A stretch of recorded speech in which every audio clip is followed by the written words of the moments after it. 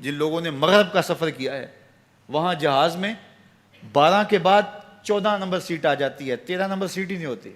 یہ منحوس عدد ہے. یعنی آج وہ کہیں اڑانے بھر رہے ہیں اور کہاں سے کہاں پہنچ گئے ہیں، لیکن یہ ذوف التقادیہ پوری دنیا کے اوپر موجود ہے. تاریخیں مخصوص ہیں کہ ان تاریخوں کو شادی کرو گے تو برکت ہوگی، اگر ان کے علاوہ کسی اور تاریخ میں شادی کرو گے تو ٹوٹ جائے گی. ہمارے ہاں بھی کچھ لوگ کہتے ہیں کہ سفر کے مہینے میں شادی ہو تو شادی کامیاب نہیں ہوتی، اور اگر کامیاب ہو بھی جائے تو اولاد نہیں ہوتی، اولاد ہو بھی جائے تو نیک نہیں ہوتی. عجیب فلسفہ ہے. سیدہ فاطمہ تو زہرا رضی اللہ تعالی عنہا کی شادی حضرت سیدنا علی المرتضیٰ رضی اللہ تعالی عنہ سے سفر کے مہینے میں ہوئی. مجھے بتاؤ ایسی کامیاب شادی بھی کوئی ہو سکتی ہے، اور ایسا اچھا جوڑا بھی کوئی ہو سکتا ہے، اور پھر کہتے ہیں اولاد نہیں ہوتی، حسن حسین اور زینب پیدا ہوئے.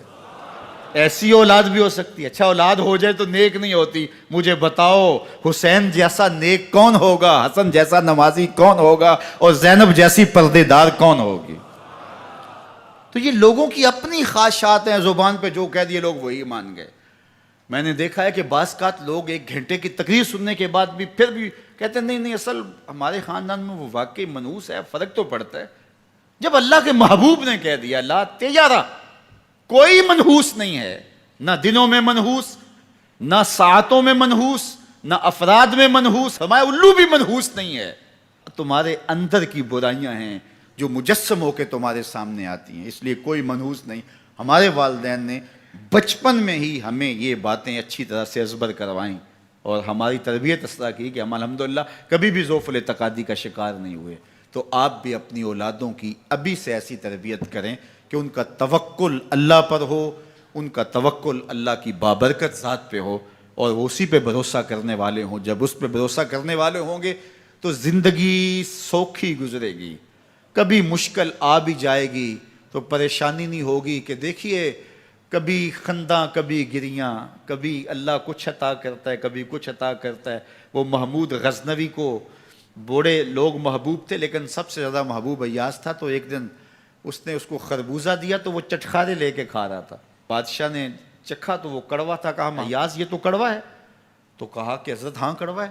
تو کہا پھر تم مزے سے کھا رہے ہو. کہا ساری زندگی ساتھ سے میٹھی نعمتیں کھائی ہیں، آج ایک کڑوا مل گیا تو پھینک دوں. جب اس پہ توکل ہوگا تو کبھی تکلیف آئے گی تو بندہ کہے گا کوئی بات نہیں، جے سونا میرے دکھ وچ راضی تے میں سکھ نو چلے ڈاواں. تو بندہ کہے گا ٹھیک ہے کوئی بات نہیں ہے، یہ اس پہ بھی میں خوش ہوں.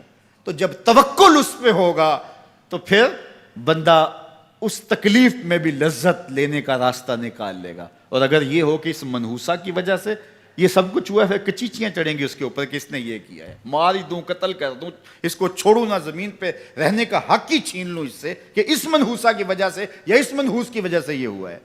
کوئی کسی کی وجہ سے نہیں ہوتا.